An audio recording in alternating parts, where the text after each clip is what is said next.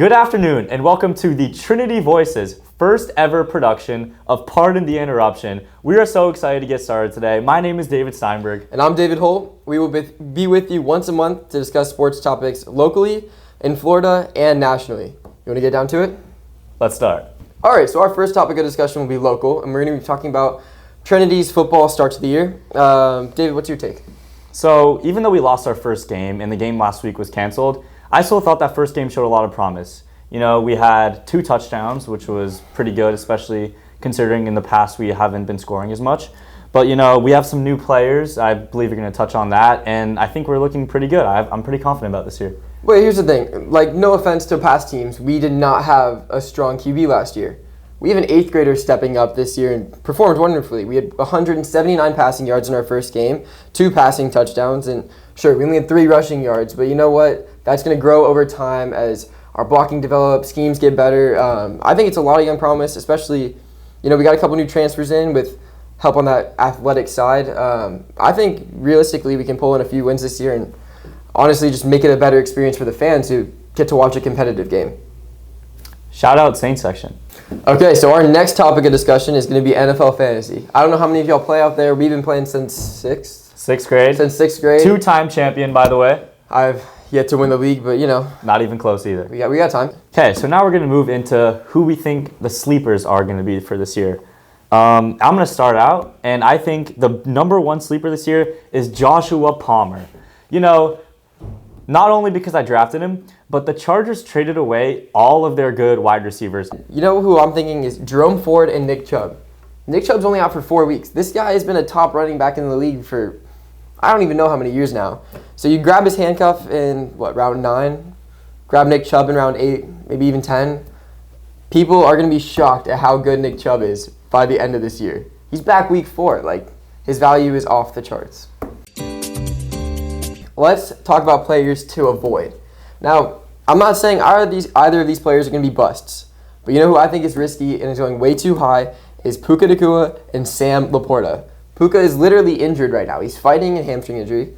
He's got a returning healthy Cooper Kupp, who's dominant. I don't think he's going to be as good as he was last year when he was that lone wide receiver 1. Sam Laporta is the same way. He's battling injury right now. There's a lot of weapons in offense. People are taking him over Travis Kelce and Trey McBride, which maybe he has that upside, but not worth the risk in my book. Hear me out. I don't want to get hate for this. I'm not saying he's going to be a bust.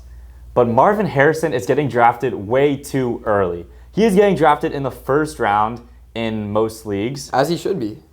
He's going to be a great wide receiver, but he is getting drafted at his ceiling. Kyler Murray could go out with an injury the first week with the way that Arizona Cardinals O-line is. Take Marvin Harrison Jr. and don't listen to him. That's what I'm saying. We'll agree to disagree. So now we're going to pivot into the biggest international competition in the world, the Olympics, which happened this past summer in Paris. And we're going to talk about the USA. How do you think they did? What was their performance like? I'm going to sound like I'm wanting too much, but tying in gold medals with China, not good enough. Sure, we won in overall medals, but I think we really should have just dominated every field that we participated in. While it would have been nice to win more gold medals than them, I still think we had a great performance. How can you complain about tying for first in gold medals and winning the overall? That's just amazing. But think about it. You're talking about China. China won all the Mickey Mouse medals. We won the actual important ones. We won basketball. We won a bunch of track and field. We won a bunch of swimming. We won golf. Shout out Scotty Scheffler. I just think that at the end of the day, our valuables, I don't want to say this, but I think our valuables our medals are more valuable. I don't know. I'd like to see the USA win the next Olympics by 20 gold medals. No, that's fair. I agree. And I think we will, actually. Yeah. LA. Especially with Aiden Stillman playing baseball for us. That is true. Speaking of, moving into our next topic, the gold medalist, Aiden Stillman. And talking about Aiden Stillman, let's just talk about how big this gold medal was. Sure. People have been saying, oh, gold medalist. This is a big, big honor, especially for our school.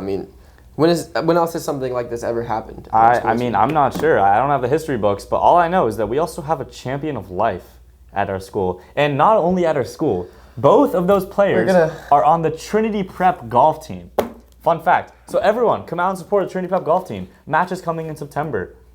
Battle win the state championship It's not on the again. script. This is not the script, guys. Anyways, Aiden winning the gold medal. That's a big thing. You know, he's just great guy, great representative of the school, and looking forward to seeing him hopefully in the MLB one day. Not hopefully. We're going to see. We're going to see him in the MLB. But if you want to see him participate sooner, come out to golf. Come out to basketball. Maybe come out to baseball. You know. Yeah. Okay.